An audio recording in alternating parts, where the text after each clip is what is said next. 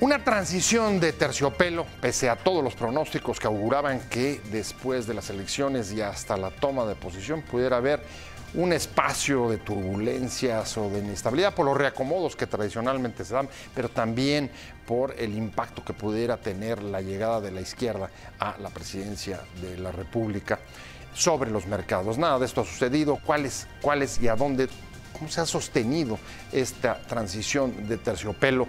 ¿Cuáles los acuerdos entre el gobierno saliente y el gobierno entrante? De esto vamos a hablar hoy en Opiniones Encontradas. Muchas gracias por estar con nosotros en este programa en el que todas las ideas se pueden cuestionar siempre que se debatan.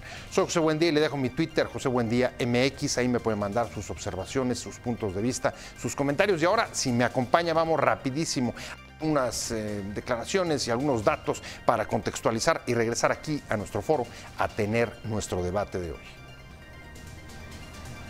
Pese a los malos augurios, el país vive una transición de gobierno suave y podría decirse que inusual, porque el periodo de cambio de administración tradicionalmente ha sido espacio de reacomodo de fuerzas y volatilidad económica. Desde el último tramo de la campaña, el alineamiento de sectores del empresariado y actores políticos con el líder de las encuestas creó un ambiente de tranquilidad que acompañó el desarrollo de comicios en paz y sin las impugnaciones de los últimos sexenios. Las primeras declaraciones de López Obrador como presidente electo y sobre su compromiso con la estabilidad macroeconómica y respeto a la propiedad también tuvieron el efecto de tranquilizar a los mercados ante temores o preocupaciones respecto a su gobierno. Además, ha seguido una política de acercamiento y apertura con sus opositores como un discurso de reconciliación tras la polarización de la campaña con el candidato del PRI, José Antonio Meade, con quien ya ha sostenido una reunión, algo que pronto hará con el excandidato de la segunda fuerza política del país, Ricardo Anaya. Pero también hay puntos de tensión, como la oposición de 6 gobernadores a los delegados políticos que planea nombrar en los estados al considerar que vulneran la soberanía y el pacto federal, así como los cuestionamientos a los nombramientos del fiscal general en acuerdo con Peña Nieto, sin modificar la forma de la designación. Los acuerdos con el actual gobierno para incluir sus programas en el presupuesto 2019 o el envío de una iniciativa preferente para independizar a la seguridad pública de gobernación muestran la consolidación de una relación que se forjó desde la campaña y sobre la que transita una transición de terciopelo. El triunfo arrollador en las urnas de López Obrador y la debilidad de respaldo en que sale Peña Nieto también juegan a favor de la negociación con el próximo gobierno, no solo del presidente, sino de otros actores económicos y políticos. La transición camina por vías tersas y todavía podría ser más suave si se concreta la renegociación del TLCAN antes de que tome posesión la próxima administración, porque ello le quitaría un elemento de presión y daría un panorama claro de los escenarios económicos que enfrentará en el mediano y largo plazo. El cambio de gobierno de México, el próximo 1 de diciembre, anticipa un punto de inflexión político y económico que podría trazar la dirección que tomará el país en la siguiente década, consideró Standard & Poor's Global Ratings. La firma financiera señaló que el pragmatismo es una de las características que tendrá el próximo gobierno. La nueva administración probablemente fortalezca el papel del Estado en temas económicos, pero sin llevar a cabo un cambio sustancial hacia políticas antimercado o populistas. El dirigente nacional del PAN, Damián Cepeda, señaló que la designación de 32 delegados para cada entidad de la República es un atentado contra el federalismo. Advierte que los delegados podrían desplazar a los gobernadores. Los recursos federales que reciben los gobiernos estatales se encuentran blindados en la Ley de Coordinación Fiscal. Es así que no se verían afectados por la figura de superdelegados propuesta por el presidente electo Andrés Manuel López Obrador, según especialistas. Arrancamos con Opiniones Encontradas. Vamos a hablar del cambio de estafeta del gobierno en un espacio que es la transición, el espacio de transición de los más largos del mundo. Una de las transiciones más temidas, pero al final la más tranquila que hemos tenido quizá en años. Y para eso, ¿quién mejor? Muchas gracias por acompañarnos hoy acá en Opiniones Encontradas. Eduardo Robledo, muchas gracias. Un placer de verdad tenerte, porque además yo sé que tú le has metido al estudio de estos ¿qué dices tú? 153 días, tiempo estratégico. Tiempo estratégico del cambio de gobierno. Muchas gracias por acompañarnos. No, Pepe, muchas gracias a ti, muchas gracias a Paco, de poder conversar sobre este tema que a mí me parece de la mayor importancia. Déjame decirte antes, tú lo sabes muy bien como un estudioso que eres de este tema. El maestro Juan Lins es uno de los pocos que estudió el factor tiempo en el cambio de régimen, el factor tiempo en el cambio de gobierno, cómo el tiempo juega un papel fundamental en los cambios de gobierno. Y a partir de todo este trabajo de investigación que hizo el maestro Lins, y sobre eso escribió mucho, yo he querido desarrollar, explorar qué es lo que sucede en ese tiempo estratégico que pasa entre el que gana una elección y que asume el gobierno, el poder, ya sea un alcalde, un gobernador o un presidente, ¿sí? Hay un tiempo ahí estratégico que cada quien lo usa de diferentes maneras y unos no lo usan, ¿sí? Entonces, en ese sentido, para mí es la parte más importante porque es la parte en donde se va a definir lo que va a hacer el gobierno. Pues ahí justo es donde nos queremos meter contigo, en este tiempo estratégico, cómo lo está utilizando López Obrador, sí, en una elección pues que vamos a calificar de inusual, por la construcción de mayorías que no habíamos visto desde la alternancia en la presidencia en el 2000, inusual por el grado de acuerdo y de colaboración que se está viendo entre el gobierno entrante y el gobierno saliente, inusual por el vendaval de actividades y la intensidad con la que ha vivido estos 40 días en los que prácticamente, Eduardo, la presidencia de la República, la presidencia de Peña ha desaparecido. No la vemos, al menos mediáticamente. No quiere decir que no tome decisiones y no quiere decir que el otro, aunque se vea mucho, tome decisiones, todo lo contrario. Claro. En un caso ha sido mediático y en otro real. Paco Moreno, ¿cómo estás? Muchas gracias por venir, Pepe, como todos los jueves. Muchas gracias. Un placer tenerte. Y además, conocer tu punto de vista, porque, a ver, tú has sido legislador, has conocido lo que es, digamos, esos tiempos entre ser electo y llegar al cargo. Y has tenido otras posiciones en las que también el tiempo ha sido. Y te voy a decir cuál ha sido una de las más interesantes. Ser alumno de un ex secretario de Estado, ex embajador, ex senador, ex diputado federal, pero lo más importante, un hombre que de maestro rural llegó a la gobernatura de su estado y que ya no lo contará más adelante, fue uno de los actos de mayor valentía e integridad el haberse retirado para no provocar una catarsis social. Don Eduardo, sociólogo, legislador, diplomático, parte del Poder Ejecutivo. ¿El Pacto por México se dio en un tiempo similar a en estos días? ¿Para esto se aprovechan esas temporalidades constitucionales? Sí. Muchas gracias, Paco. Por supuesto. Bueno, debo hacerte una aclaración. Normalmente los currículums dicen qué hizo uno. Lo que no dicen es cómo lo hizo uno. Así es de que no hay que creerle mucho a lo que dice Paco, ¿no? Bien. El Pacto por México fue, sin lugar a dudas, un espacio muy bien ocupado por el gobierno hace 6 años, sin lugar a dudas, que vimos los resultados. 2 días después de la toma de posesión estaba firmando el Pacto por México y nadie puede dudar que tuvo un impacto muy positivo en esa fase del gobierno. Para mí, el tema fue que se construyó un pacto de cúpulas, un pacto que nos enteramos cuando se estaba firmando. Así, nadie supo antes. De Chapultepec. Sí. No digo que si estuvo bien o mal, que se aprovechó bien el tiempo entre el triunfo electoral y la transición. Se aprovechó. Pero fue un acuerdo de cúpulas. No fue la construcción abierta, pública, participativa, democrática de las fuerzas políticas que tienen que hacerlo. Eso me permite, Paco, si me permite usted, hablar de esto.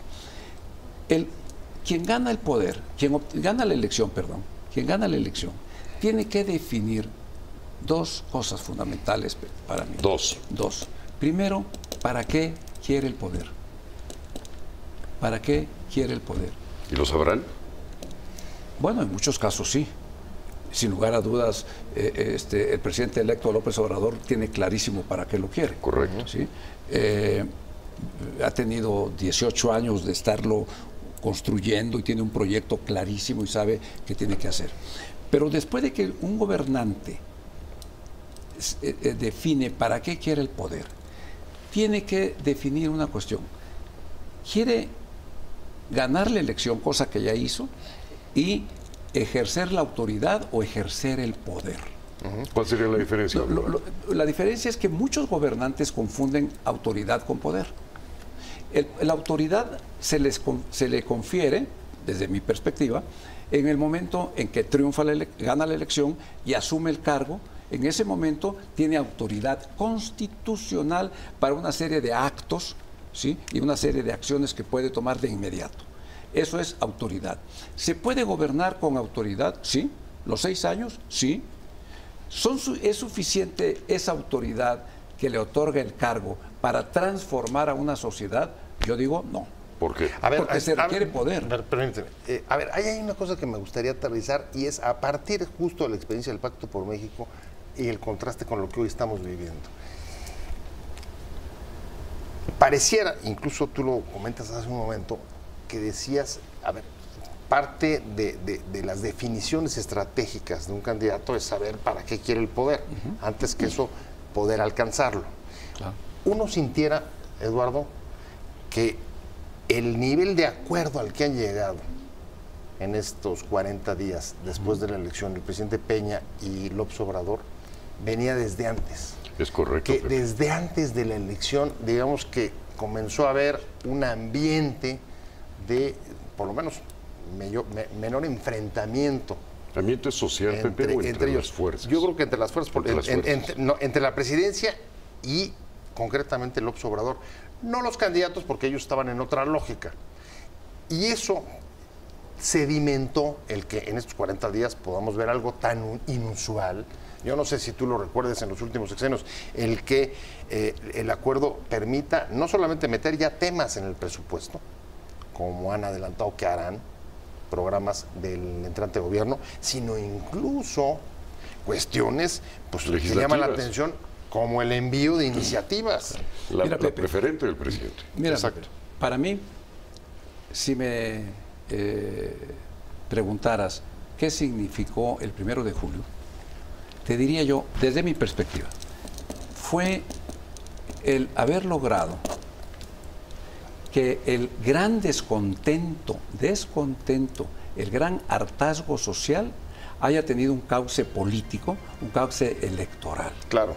Eso es para mí la más grande aportación de la elección del 1 de julio. Y la segunda, ¿por qué este proceso, dices tú, se da con los elementos que tú mencionas? Para mí, porque es la recuperación de la política. López Obrador lo que ha hecho es recuperar el valor de la política. Recuperar el valor de la política.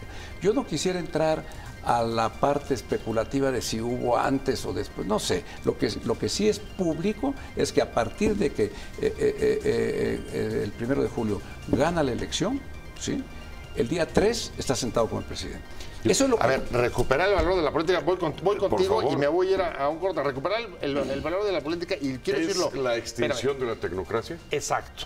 ¿Es la extinción de la tecnocracia? O por lo menos un cambio respecto a la hegemonía que había tenido la tecnocracia desde aquel libro que tú recordarás de Rolando Cordera de la disputa por la nación. Claro.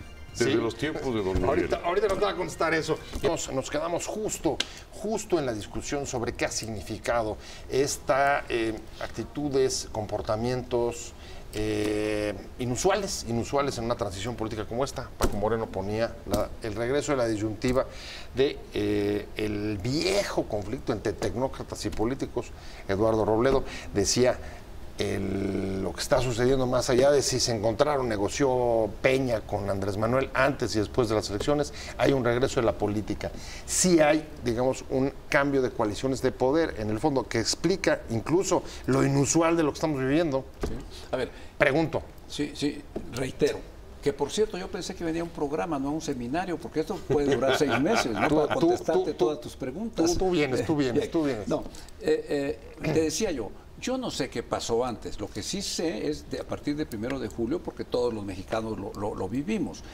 Y lo que veo es la recuperación de la política. Cuando el señor López Obrador, el día 3, se sienta con el presidente de México, ¿sí? Eso es el mayor acto político, de civilidad política que puede haber, ¿sí? Y a partir de ahí hay una serie de elementos que muestran evidentemente que es la recuperación de la política. Sí, ahora, curiosamente, es algo que nos faltó de ver los últimos 2 sexenios, porque contrario a lo que hoy está sucediendo, Paco, lo que vimos fueron conflictos postelectorales que en unos casos, sobre todo 2006, sumieron al país en una crisis. Y pensar, por ejemplo, que el presidente saliente te dejara una iniciativa en el Congreso, me parece, bueno, ni cuando eran del mismo partido, Calderón y Fox. Quisiera yo hacer un señalamiento en ese sentido y devolverle la palabra a Eduardo Robledo.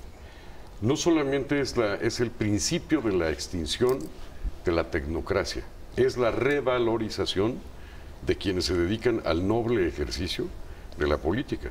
Como universitario, yo seré siempre mexicano, siempre universitario de la UNAM y orgullosísimamente parte de tu equipo, mi estimado Pepe. Pero hay otra cosa. A ver, pero regresa a la UNAM y le pregunto yo a don Eduardo, ¿ha habido en algún momento de la historia contemporánea un momento similar? ¿Hemos podido vivir algo que se dé en esos tiempos? Sí. Es un hecho que estamos viviendo política para políticos. Sí. Es un hecho que estamos viviendo la extinción de la democracia. Pero también será un hecho diferente al que podamos acompañar en el ejercicio del poder, como usted lo escribe en su libro. ¿En qué momento se ha vivido esto, don Eduardo? Bueno, uno de inmediato pensaría que este momento, 1 de julio, se asemeja a julio del año 2000. ¿Sí?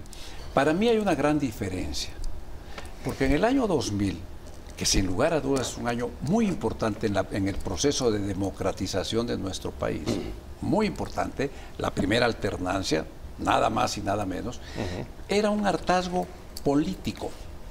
Era un hartazgo político. La consigna era el PRI fuera de los pinos. Fuera de los pinos. El PRI. Era una consigna política. Para mí ahora era un hartazgo social. Y hay una diferencia muy importante entre el hartazgo político y el hartazgo social, obviamente, ¿no?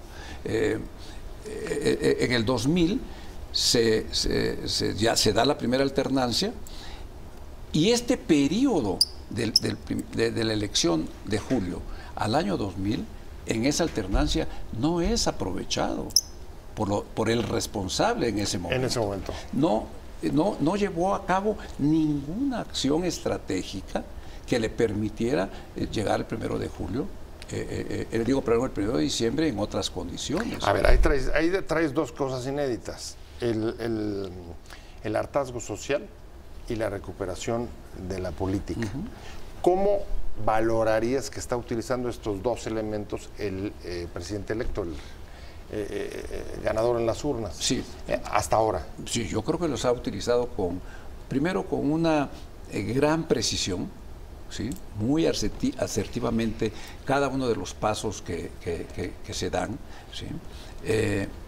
En la construcción de un elemento fundamental, el consenso, que es la reconciliación, que es el poder sentarse a hablar con todos los sectores, con todos los actores de la política. Yo, Pepe, soy un creyente de la política. Soy un creyente de la política y por eso celebro mucho que esto esté sucediendo en beneficio del país y que el señor López Obrador se siente a hablar con todos los actores y los sectores con los que tiene que hacerlos, muchos de ellos con los cuales estuvo históricamente encontrados y confrontados y demás. Eso es de una gran importancia. A ver, pueden haber otras cosas, pero para mí esa es una de las más importantes. A ver, consenso, pues regreso a tu primer ejemplo, Paco. El Pacto por México también fue un ejemplo de consensos. De cúpulas. Y de acuerdos, por supuesto, de cúpulas. Hoy lo que empiezo a olfatear, que es otro ingrediente importante de la política, es que como diría don Eduardo Robledo, no puede haber política sin estrategia, pero la estrategia más importante de un político se llama sentido común. Y ese sentido común es el que olfatea a López Obrador, que lo hace invitar de manera inmediata a una reconciliación, primero con los otros adversarios, a quien no tacha como enemigos, y después con las bases. ¿Para qué? Porque el tiempo se le viene encima. Es el momento de hacer política 24 horas al día, 365 días del año. ¿Estarías de acuerdo con Paco en un poco el perfil del observador como un político básicamente intuitivo, que sabe cómo reaccionar? Sí, mira, Pero, yo diría... a pesar de que sea gobernante, Sí. gobernador de la Ciudad de México, el PRD, hay una trayectoria diría larga. que un político que tiene un gran conocimiento del país territorialmente. Absolutamente. Pocos hay quien puedan hablar de los 2.400 municipios como lo hace él. Sí, sí. Es un hecho, ¿no? Sí, los ha recorrido claro. 2 o 3 veces. Sí. Un político que efectivamente a la intuición, a la experiencia, le agrega este elemento que es fundamental en el trabajo de un gobernante, ¿no? El ejercicio de la política, que es el acercar dos extremos, ¿no? El pensar en que lo único que puede pasar cuando tú intentas acercar dos extremos es que no se pongan de acuerdo. Pero ese es el valor de la política. Claro, escuchar. Claro. Escuchar y escuchar. Ahora, Recuérdate, el lenguaje del poder es la escucha. Ahora, buena parte, y tú me El corregirás. lenguaje del poder. Es la escucha. Ahora, tú me corregirás, pero buena parte de esa reivindicación de la política y esa caracterización, yo lo escuché en muchos antiguos priistas que se ostentaban como quienes habían ejercido esta forma de hacer política. Estoy pensando en políticos de los 80s, 90s, y yo te diría, Paco, si es así, si no estoy mal, ¿en dónde el PRI, que había sido la escuela de gobernantes y políticos, dejó de hacer política o se perdió la política al interior del PRI? Muy sencillo, y te lo pongo con 2 ejemplos. Andrés Manuel López Obrador, Bueno, tiene fue presidente origen del del PRI PRI. en Tabasco, ¿no? Para empezar a negociar. Dirigente del PRI en Tabasco. Yo era presidente del PRI en Chiapas. Bueno, En ¿Al ese mismo momento. tiempo? al Wow. mismo tiempo, O sea, son contemporáneos del sureste. Ya. digamos que son caballeros del mismo origen político, que se fueron adecuando a la circunstancia ciudadana, que supieron manifestar, en el caso del licenciado López Obrador, una idea diferente en la concepción del uso y del manejo de la política. ¿En qué momento se pierde esto? Ajá. Cuando los fundamentalistas, tecnócratas de la economía, empiezan a ver razonamientos económicos y no razonamientos sociales. Empiezan a ver cuánto tengo guardado y no de cuándo puedo disponer. Empiezan a demeritar el trabajo de un legislador, empiezan a hacer una serie de cosas, como lo señala Eduardo Robledo, populares y no de las bases. Ahora, curiosamente no es privativo del PRI. Por ejemplo, déjame regresar al punto de la reconciliación, y el caso es, el ejemplo es Acción Nacional, el del partido más viejo que existe en este país, 1940 y pico, ¿no? Su ex candidato presidencial es el único con el que no se ha reunido. ¿Sí? ¿Dónde se perdieron los panistas, digamos? Además, Bueno, ejemplo de democracia. Déjame tratar de ayudar o de continuar la línea de Paco sobre dónde se perdió el PRI, decías. Primero el PRI, de acuerdo. Sí, para mí el PRI se pierde, se empieza a perder a partir de que no lee bien el 68. Luego no lee bien el 88. Luego no lee bien el 97. Luego no lee bien el 2000. Bueno, Y luego no lee bien el 2012. oye, voy a tener que hacer un corte comercial, pero no me puedo ir sin citarte una declaración hoy de Ramírez Marín. Jorge Carlos. Sí, dijo que no entienden. Ah, Muy bueno, profundo, ¿no? Es un poco fuerte, pero No entienden que no entienden. pero así fue. Estamos hablando de esta transición tan inusual, tan particular, tan tranquila, pese a todos los pronósticos que auguraban que pudiera ser un tiempo más bien negro y de mucha volatilidad. Paco Moreno, Eduardo Robledo, nos quedamos justo en lo que decías del PRI, el PRI, el dónde se perdía, que decía Paco, tú dices, en no haber leído en ningún momento importante de los cambios y de las rupturas de 68, 88 y el 2000. Y el PAN es con el único partido con el que no se ha reunido López Obrador. Ya lo hizo con el presidente, ya lo hizo con mí.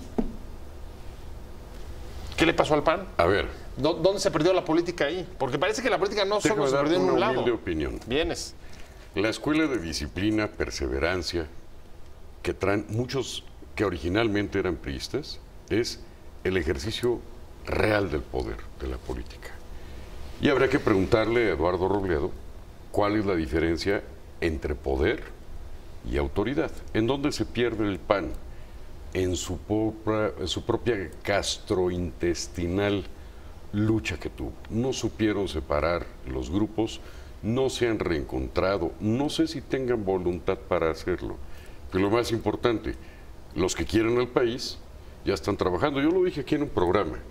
¿Qué va a pasar el día que crucemos a un burro con un pulpo? Va a salir una cosa, un margallate anatómico. Eso pasó con la cruza del PRD y el PAN. ¿Quiénes van a estar ahora en la escena política? ¿Quiénes van a recuperar esa esencia del poder? Hay que ponerse a trabajar ayer. ¿Cuál sería esa diferencia, don Eduardo, entre autoridad y poder? A ver, hay algunas cosas ahí muy sugestivas, pero una cuestión. Recuerden que en algún momento un destacado panista dijo, ganamos el gobierno y perdimos al partido. Así es. ¿No? Bueno, eso explica muchas cosas de tu pregunta, Pepe. Ahora, ¿cuál es la diferencia entre autoridad y poder para mí? Porque es una discusión muy profunda, hay muchos puntos de vista sobre esto. Para mí, decía yo al principio, la autoridad es la que adquiere el gobernante en el momento en que gana la elección y es investido. Es decir, la investidura le otorga una serie de facultades constitucionales. El poder es la capacidad de transformar, la capacidad de mover esto para acá. Eso es el poder. O sea, ¿sí? Que implica que te entiendan, que implica que te escuchan, que participen, que te respeten. Que seas capaz de mover no solamente por la autoridad. Lo primero que necesitas es legitimidad. Respeto. Eso lo tiene. Por eso, si tú con esa legitimidad, no todos saben qué hacer con ella. En el año 2000...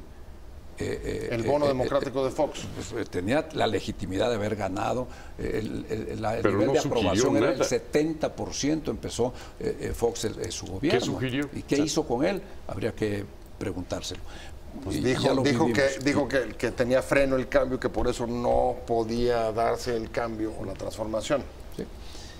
Creo que se necesitaba un poco de política, más que de marketing. Sí. Touché. Entonces, sí es muy importante diferenciar. Cuando se habla de esta cosa de la política y la tecnocracia y demás, yo creo que no se puede gobernar sin administración. Tú necesitas técnicos, expertos, tú necesitas gentes capacitados y demás, ¿no? Pero necesitas escucharlos y necesitas para tomar decisiones y que necesitas, esos elementos son indispensables, ¿sí? Pero lo que no puedes es omitir la política, lo que no puedes es hacer solamente esa parte, como tampoco puedes gobernar con pura política, necesitas de administración. Por eso es la gerencia del poder no es otra cosa más que la mezcla de la administración y de la política. Política para transformar y acercar posiciones. Con esto voy hacia la recta final, pero la va a necesitar ya no solamente en los 44 días, sino en lo que resta hasta que tome posición y después. Y pienso un tema, los delegados federales, regionales, políticos en los estados. Ahí es donde mayores resistencias se ha encontrado hasta ahora y donde mayor distancia hay entre el presidente electo y los gobernadores. ¿Ves que ahí la política pueda resolverlo? El diálogo, el poder es escuchar, aceptar las partes, pero antes tendrá que venir una serie de reformas de orden constitucional, una serie de reformas a la ley de la administración pública para que se permita el ejercicio presupuestal que se está planteando. Pero lo más importante, y recupero lo que decía Eduardo Robledo, la facilidad de querer escucharse y de poder transformar. Va a estar difícil cuando tú le dices a un candidato ganador, a un gobernador que acaba de triunfar en las urnas, ponte de acuerdo en materia de presupuesto con el delegado especial del presidente, que fue tu competidor en las urnas. Sí. De todo esto lo que me preocupa son los tiempos. Acoto, termino para escuchar. ¿Cómo ves, Eduardo? En relación con tu tema específico, por supuesto que los temas de descentralización, los temas que tienen que ver en relación con los estados, etcétera, pues son siempre muy complejos. La presencia de delegados poderosos en los estados no es nueva, ha existido desde hace mucho. Lo que pasa es que había 40 delegados, 50 delegados. ¿Cómo va a ser hoy? No lo sé, yo no estoy enterado. Es importante, yo creo que se tiene que analizar, se tiene que discutir, yo creo que se requiere mucha precisión, mucha claridad, yo creo que hablar de transparencia y hablar de eficiencia, pues no tiene por qué reñir con la división de poderes ni con el respeto a la soberanía de los estados y demás, lo digo así en términos muy generales.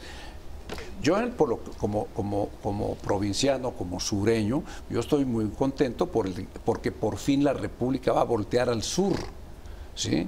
Voltear al sur, al sureste, y eso ha sido una lucha histórica de todos los estados del sureste, no solamente de Chiapas, ¿no?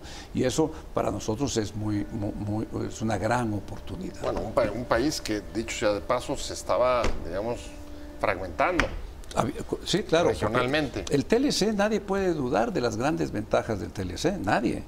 Del centro del país para el norte, bueno, hay estados con pleno empleo, hay estados altamente desarrollados, sí, creciendo. Sí, pero hay estados de la mitad para abajo que los que pagamos parte de los efectos del TLC fuimos los estados. Y mira, hoy la mayor incertidumbre que hay en la transición, y lo acaba de decir, por ejemplo, Vancomer, no es el aspecto político, sino la firma o no del Tratado de Libre Comercio. Eso es lo que está metiendo en ese momento, según los analistas, los mayores grados de incertidumbre y no los factores internos. Ya se me fue el tiempo y apenas pudimos tocar algunos de todos los temas que traemos ahí en la mano. Claro.